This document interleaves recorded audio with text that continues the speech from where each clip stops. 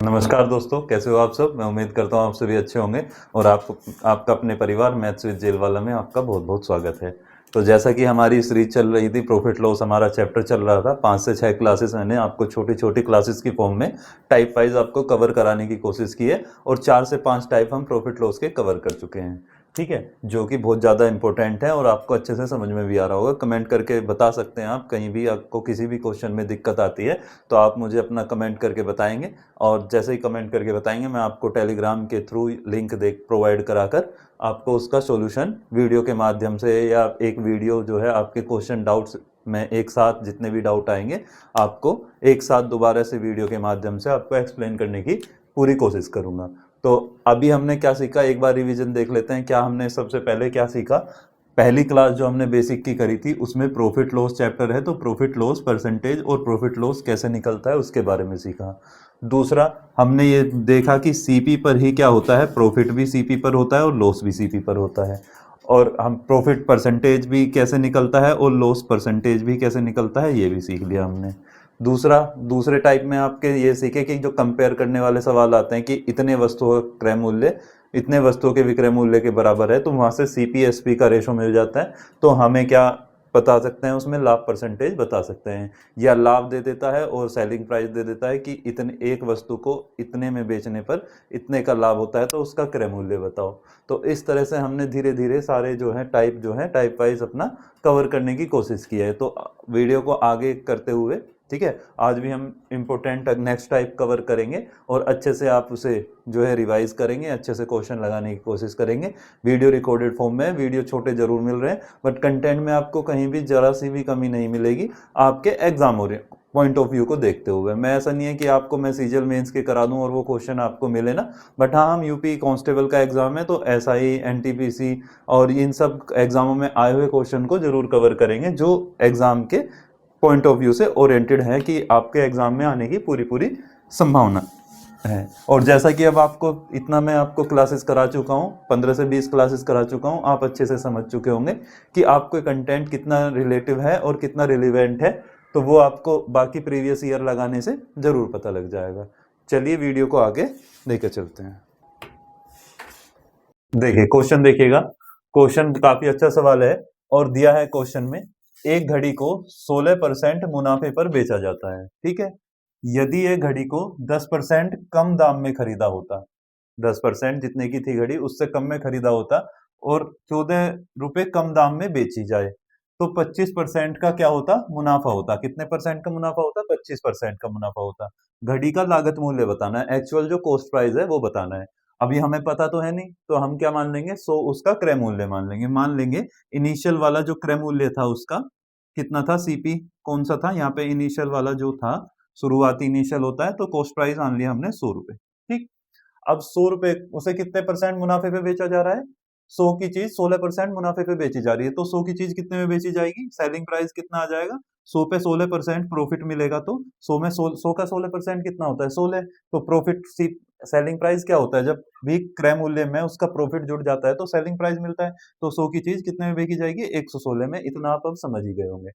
अब क्या कह रहा है वो, यदि घड़ी को 10% कम दाम पर खरीदा जाता, तो अगर ये सेकंड वाला, ये तो पहला वाला था, ठीक है, तो अगर वो 10% कम में खरीदा जाता, कितने परसेंट, 10% कम में, तो 100 का 10% कितना होता है, 10, ये आप अच्छे से जानते हैं। तो 10 कम में खरीदा जाता तो 90 में खरीदा जाता। ठीक, अब कह रहा है कि यदि 14 कम में बेची गई होती तो 25% का मुनाफा होता। 25% का मुनाफा किस पे होगा, इस पे।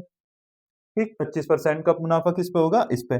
तो इस पे 25% का मुनाफा होने के बाद ये कितने की बेची जाएगी, तो इसका 90 का 25% निकाल लेंगे हम। कैसे निकालेंगे 90 का 25%, साइड में लिख लेते हैं कितना, 90 का 25%। तो 90 25% कितनी फ्रैक्शन होती है, 1/4 होती है, 1/4 होती है। तो ये कितना आ जाएगा, 4 से 9 कितनी बार कटेगा, 4 दूनी 8, फिर बच गए 1 बच गया, 10 हो गया, 1 बच गया 10 हो गया, फिर 4 दूनी 8, फिर 2 बचे 20 हो जाएंगे, 4 पंजे 20। तो कितना हो गया, 22.5 क्या आया, प्रॉफिट आया। कितना आया, 22.5 प्रॉफिट आया। तो 90 की चीज पे जब 22.5 का प्रॉफिट होगा तो 90 में अगर 20 जोड़ देंगे तो 110 और ढाई ये आगे का है तो कितना हो गया, 112.5। कितना, 112.5। ठीक, तो पहले तो चीज बेची जा रही थी कितने की, 116 की। ये सब माने हुए डेटा हैं, कोई एग्जैक्ट डेटा तो है नहीं। और अब बेची जा रही है कितने की? तो 25% प्रॉफिट होने के बाद 112.5 की। तो कितनी कमी हो रही है यहाँ पे?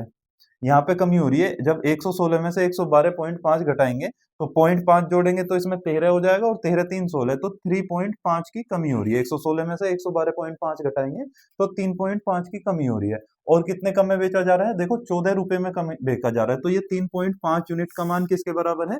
14 रुपए के। ठीक, तो 1 यूनिट का मान कितना हो जाएगा? 1 यूनिट का मान आ गया 14 बटे 3.5, कहाँ चला जाएगा? डिवाइड में चला जाएगा। 3.5 यहाँ डिवाइड में चला गया। हमें क्या पूछा है? घड़ी का लागत मूल्य।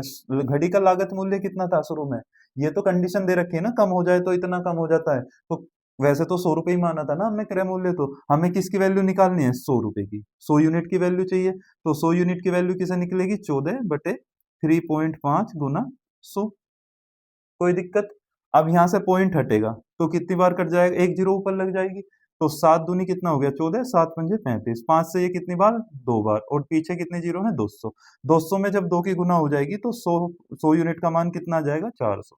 तो 400 इसका राइट आंसर है। ऑप्शन नंबर इसका बी राइट आंसर है। देखिए क्वेश्चन देखिएगा, क्वेश्चन में क्या दिया है?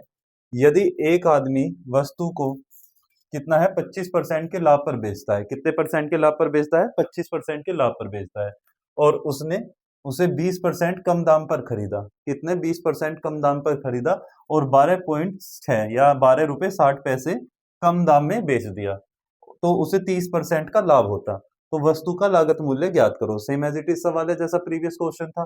तो क्वेश्चन में क्या करा है कि एक आदमी ने एक वस्तु को 25% के लाभ पर बेचता है, तो 100 की चीज कितने में बेच देता है? 125 में बेच देता है। इतने में तो बेचेगा, 100 की चीज कितने में बेचेगा? 125 में बेचेगा।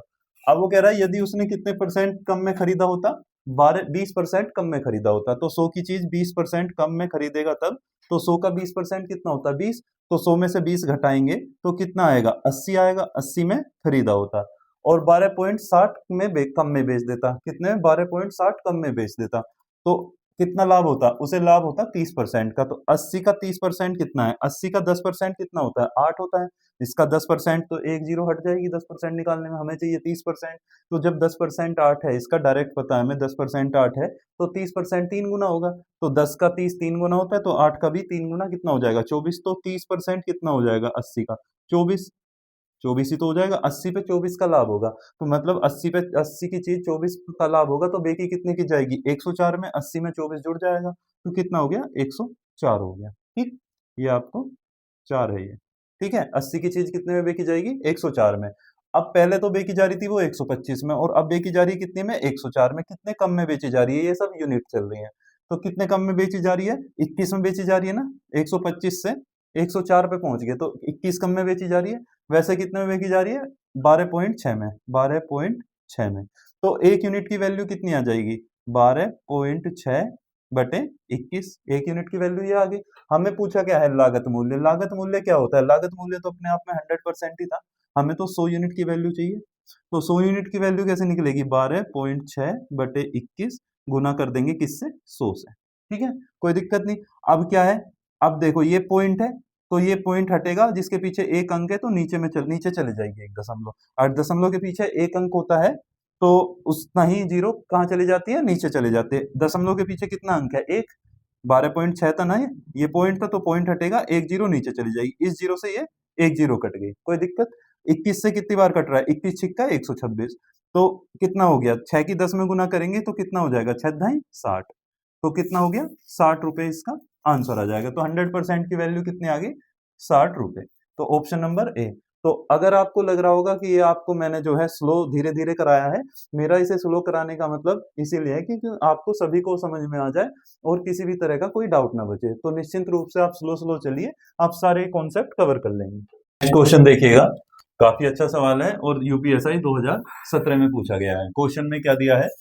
एक दुकानदार ने कुल अनानास के 40% हिस्से को लागत मूल्य जो है उसके 4/5 मूल्य पर बेच दिया। जो उसका लागत मूल्य था उसके 4/5 मूल्य पर बेच दिया, और 36% को इसके लागत मूल्य के आधे भाग पर बेच दिया, और जो शेष बचा हुआ है उसे मूल लागत मूल्य पर बेच दिया। तो अब पूछा क्या है? पूरे लेन देन में जो भी नुकसान हुआ, क्योंकि उसे कम पे बेच रहा है वो दोनों में, और जो है शेष हिस्सा लागत मूल्य पे बेच रहा है, तो कुछ तो नुकसान होगा। तो वो नुकसान प्रतिशत बताना है। तो नुकसान प्रतिशत क्या करेंगे, कुछ दिया तो है नहीं, तो हम मान लेंगे 100% क्या है, 100 अपना डेटा हो गया पूरा। अब इसको 3 पार्ट में डिवाइड कर रखा है उसने, कौन कौन से 3 पार्ट में, एक तो 40% हिस्सा था, पहला हिस्सा कितना था, 40% था, ठीक है। ये दूसरा हिस्सा कितना था, ये 36% था। अब मुझे ये बताओ 100 में से 40% ये हिस्सा है, 36% ये हिस्सा है, ये बचा हुआ कितना होगा तीसरा वाला हिस्सा। अगर 100 में से 40% कितना आ गया, 40 आ गया, और 36% कितना आ गया, 36 आ गया, और 40 और 36 कितने होते हैं, 76, ठीक है। ये 76 हो गया। तो जब 100 में से 76 ये दोनों हो गए, तो ये कितने बचेंगे, 24। 100 में से 76 घटाएंगे तो कितने आएंगे, 24 आएंगे, ठीक। इसकी कोई जरूरत नहीं है, इसलिए मैं इसे रफ कर देता हूँ। अब ये आ गया। अब यहाँ से हम क्या ले सकते हैं, यहाँ से इसका हमें रेशो मिल सकता है। रेशो कैसे, 4 से काटेंगे, 4 से 10 बार, 4 से काटेंगे 9 बार, और 4 से काटेंगे 6 बार। तो ये कितना आ गया, 10, 9, 6 का रेशो आ गया। अब हमें क्या बताना है, यहाँ पे परसेंटेज दिया है, कह रहा है कि 40% हिस्से को लागत मूल्य के 4/5 मूल्य पर बेचता है। 4/5 का मतलब क्या होता है, 4/5 का मतलब होता है कितना, इसको परसेंटेज में बदलेंगे तो इसे 100 से गुना करेंगे, कहाँ से 100 से गुना करेंगे, 5 से 20 बार, और 20 चौक 80, तो वैल्यू निकल के आई 80। तो ये तो अपने आप में 100% था, और इसे 80% पे बेचा जा रहा है, तो कितने का लॉस हो रहा होगा, जब 100 से कम पे बेचा जा रहा है तो 20% का लॉस हो रहा होगा। तो यहाँ वाले पे तो 20% का लॉस हुआ, ठीक। अब वो इसे कह रहे हैं कि जो 36% हिस्सा था, इसे लागत मूल्य के आधे पे, आधे का मतलब क्या होता है, अगर 9 की कोई चीज है, उसे आधे पे बेच रहा है, तो आधे का ही नुकसान हो रहा होगा। तो यहाँ पे आधे का मतलब क्या होता है, लॉस कितना हुआ, जब आधे पे बेचेगा तो 50% का लॉस होगा, ठीक। और शेष को लागत मूल्य पे बेच दे रहा है, यहाँ पे जितने का था, यहाँ 100% का ही बेच दे रहा है, यहाँ पे भी जितनी वैल्यू थी उतने का बेच दे रहा है। इससे तो कोई नुकसान हुआ नहीं, ठीक है ना, इससे नुकसान हुआ ना, कुछ हुआ इससे फायदा। तो अब क्या है, यहां से देखो 10 का 20% निकालना आसान है। 10 का 20% कितना होगा, 10 का 20% कितना होता है, 2 होता है। 10 का अगर 1% निकाल लें, 1/10 कितना होगा, 1। 10 का 20% कितना होगा, 2, ठीक। जैसे 10 का हम 20% करेंगे तो 1/5 करेंगे, 5 से कितना बार कटेगा, 2 बार। तो 10 का 20% कितना आ गया, 2। 9 का 50% कितना होगा, 9 का 50% होगा आधा। 9 का 1/2 करेंगे तो ये कितना, इससे कितना नुकसान हुआ, 4.5। ये सब नुकसान ही दे रखा है, इसमें 20% हुआ था, इसमें 50%। तो 9 की चीज कितने में बिकेगा, 4.5 में, और 4.5 का ही हो जाएगा नुकसान। इस पे कोई फर्क नहीं पड़ा। तो ओवरऑल नुकसान कितना निकल के आया, 2 का नुकसान यहाँ हुआ था, और 4.5 का नुकसान यहाँ हुआ था। तो कितना हुआ, 2 और 4.5 कितना हो गया, 6.5, 6.5 का नुकसान हुआ। ये नुकसान हुआ किस पे, 10 ये था, 9 ये था, और 6 ये था। 10 9 19, 19 6 25, 25 पे इतना 6.5 का नुकसान हुआ। अब हमें क्या बताना है, नुकसान percentage, loss percentage. Loss percentage कैसे निकलेगा, सीपी तो यही था, तो सीपी कितना था हमारा, सीपी 25 था, ये 25 आया है, तो 25 तो अपोन में रहेगा, ठीक है। यहाँ पे लिख लूं, सीपी कितना है, 25 तो अपोन में रहेगा। नुकसान कितना हुआ है, 6.5 का, कितना, 6.5 का, और गुना कर देंगे किससे, 100 से।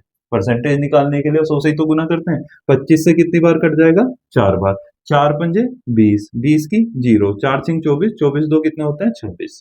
तो एक पॉइंट आगे दशमलव थी, तो एक पॉइंट आगे दशमलव लग जाएगी। दशमलव के पीछे अगर जीरो है और कोई अंक नहीं है, उसका कुछ मान नहीं होता। तो 26% इसका राइट आंसर आ जाएगा। उम्मीद है आपको ये मैंने बहुत धीरे से कराने की कोशिश की है। अच्छा सवाल है, इसलिए हम इस पर टाइम लिया है। बाकी अब आप खुद से प्रैक्टिस करेंगे तो बहुत जल्दी इसको कर देंगे। नेक्स्ट क्वेश्चन देखिएगा। क्वेश्चन में दिया है, एक सामग्री को 600 रुपए में खरीदा गया, और सामग्री के 3/4 हिस्से को 10% लाभ पर, कितने हिस्से को, 3/4 हिस्से को कितने, 10% लाभ पर बेच दिया गया। अब 3/4 को तो बेच दिया गया, बचा कितना, 1/4, उसमें से शेष को 20% के नुकसान पर बेच दिया गया। अब हमें बताना है ओवरऑल लाभ हुआ होगा या हानि हुई होगी। हमें बताना है, हमारा आंसर काय में देना, हमें परसेंटेज में। तो परसेंटेज में देने के लिए इस 600 की हमें कोई जरूरत नहीं है, तो हम क्या कर लेंगे, 100 मान के भी कर लेंगे। मान के चलो 100% कोई भी डेटा था, 100% की क्या होती है फ्रैक्शन, 1 होती है। 1 अपने आप में 100% होता है। इसे 2 पार्ट में उसने डिवाइड कर रखा है, कितना, ये 3/4 था ये वाला हिस्सा। जब 4 में से 3 पार्ट ये थे, तो ये कितना होगा, 1/4। अब देखो 3/4 को और 1/4 को जोड़ेंगे तो अपने आप में 1 ही मिलेगा। जैसे हम 3/4 को और 1/4 को जोड़ लेंगे, ये 4/4 हो गया, तो ये अपने आप में 1 आ गया, ये अपने आप में कंप्लीट फ्रैक्शन आ गई।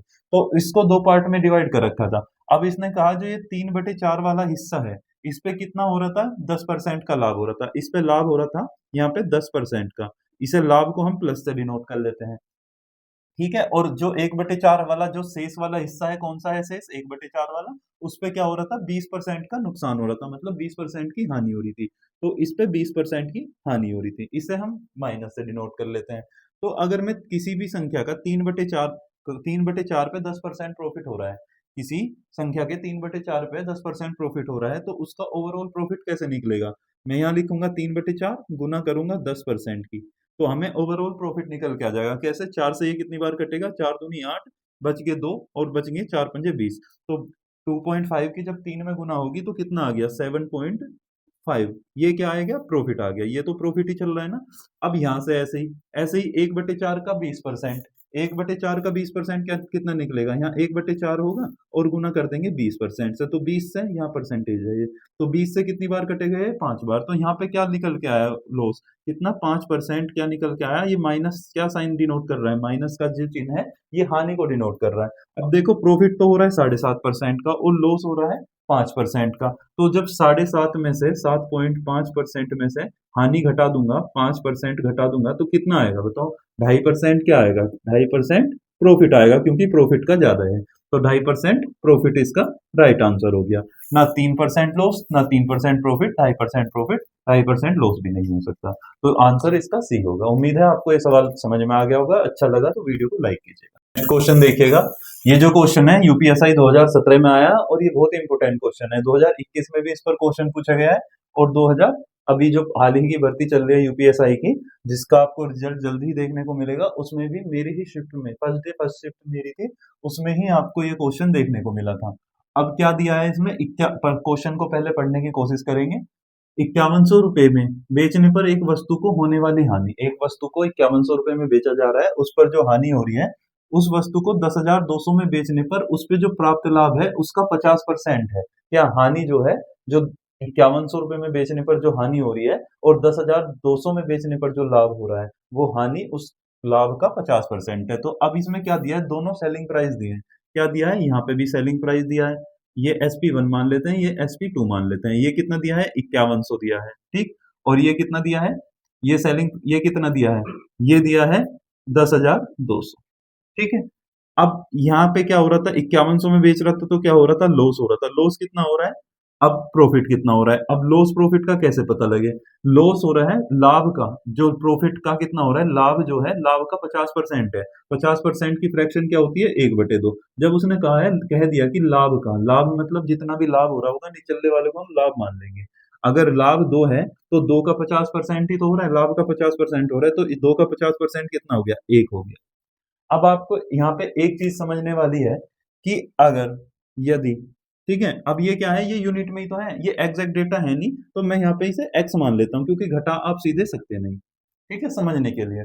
ठीक है, इसे आप जो है इसे 1x मान लेंगे, इसे 2x मान लेंगे। अब क्या होगा?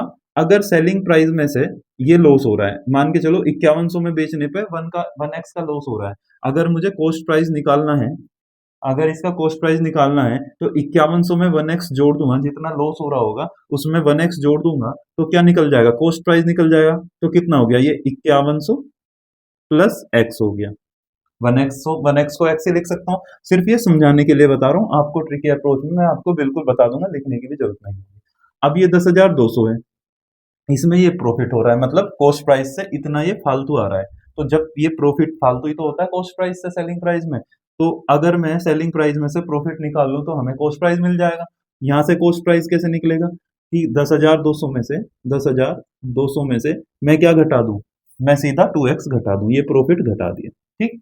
अब ये भी कॉस्ट प्राइस आ गया, ये भी कॉस्ट प्राइस आ गया, तो मैं कह सकता हूँ जब ये भी कॉस्ट प्राइस है और ये भी कॉस्ट प्राइस है, कॉस्ट प्राइस तो एक ही था ना उनका, सेलिंग प्राइस तो अलग अलग थे, तो ये दोनों इक्वेशन एक दूसरे के बराबर हो जाएंगे। इसीलिए मैंने x और 2x माना था, क्योंकि अगर मैं 1 और 2 मानता तो आप 5100 में से डायरेक्ट उसे जोड़ सकते थे, डायरेक्ट घटा सकते थे। अब क्या है? अब इसको मैं यहाँ पे दोनों को इक्वल लिख देता हूँ। कितना? 5100, ठीक है, plus x is equal to 10,200 minus 2x, ठीक है, इतने में कोई दिक्कत नहीं। अब एक्स एक्स वाले एक तरफ कर लेंगे और नंबर नंबर एक तरफ कर लेंगे, तो ये 5100 बराबर से उठ के इधर जाएगा और 2x माइनस का ये इधर उठ के आ जाएगा, तो कितना हो गया? 2x plus x is equal to 10,200, कितना है? 10,200 में से कितना घटाना है हमें, 5100 घटाना है। कितना घटाना है, 5100 घटाना है। तो ये कितना हो गया, 3x हो गया, ये 3x हो गया। अब क्या है, 10,200 में से जब 5100 घटेगा तो देखो 5100 का आधा ही तो है, 5100 का डबल करेंगे तो कितना हो जाएगा, 10,200। तो ये 5100 ही आएगा। कितना आ गया, 5100 आ गया। तो जब 3 से इसे भाग करेंगे तो x की वैल्यू कितनी आ गई, 1700। 17 थी 51 होते हैं। तो अब हमें x की वैल्यू निकल गई। तो अब हमें CP चाहिए, या तो हमें इसमें रख दें या फिर हम इसमें रख दें x की वैल्यू। इसमें रखेंगे तो 17 दूनी 3400, इसमें से 3400 घटाना पड़ेगा। पर अगर मैं यहाँ रखूंगा तो यहाँ कितनी लिखूंगा, 1700। तो यहाँ से कॉस्ट प्राइस निकालना बहुत आसान है। जब 5100 में से x की वैल्यू 1700 है, ये जुड़ जाएगी तो हमारी कॉस्ट प्राइस निकल के आ जाएगी। तो 5100 और 1700 कितने होते हैं, 51 और 2 जीरो तो ऐसी रहेंगी। 51 और 17 कितने होते हैं, 68। तो 6800 इसका राइट आंसर हो जाएगा। तो 6800 ये इसका राइट आंसर है। हो सकता है आपको ये सवाल लग रहा हो कि ये आपका लेंदी मेथड है, आपको इसमें कुछ नहीं करना, ये आपने समझ लिया है। अभी मैं इसका आपको शॉर्ट अप्रोच भी बताऊंगा, उससे बिल्कुल आपको कॉन्सेप्ट पर वो आएगा तभी समझ में जब आप इस कॉन्सेप्ट को समझ चुके होंगे। जैसा कि आपने अभी इसी सवाल का जो देखा, इसका बेसिक सीखा हमने कि इसमें बेसिक अप्रोच क्या थी। इसको थोड़ा सा ट्रिकी बनाने के लिए, थोड़ा टाइम कम करने के लिए, हम कैलकुलेशन कम करने के लिए क्या कर सकते हैं। जैसे सेलिंग प्राइस एक ये था और एक सेलिंग प्राइस ये था, ठीक। इसमें कितना था, इसका कितना आ रहा था सेलिंग प्राइस, 5100 आ रहा था, और इसका सेलिंग प्राइस कितना आ रहा था, इसका सेलिंग प्राइस आ रहा था 10,200। ठीक है। यहाँ पे उसने क्या दे रखा था, लॉस और प्रॉफिट का रेशो दे रखा था। प्रॉफिट और लॉस का रेशो कितना था, अगर 2 प्रॉफिट था तो उसका 50% लॉस था, ठीक।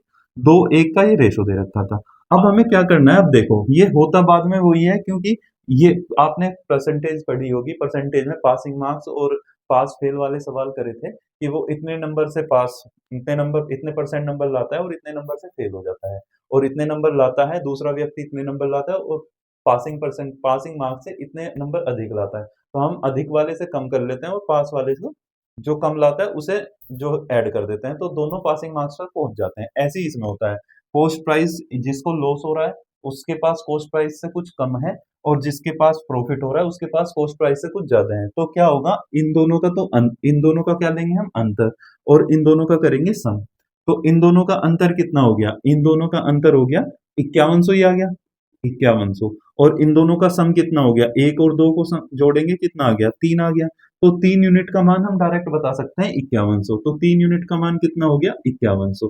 तो 1 यूनिट का मान कितना हो गया, 1700। अब पूछा क्या है उसने, उसने पूछा है क्रय मूल्य ज्ञात करो। तो क्रय मूल्य कितना होगा, क्रय मूल्य हमेशा पहले तो ये यूनिट निकालेंगे हम।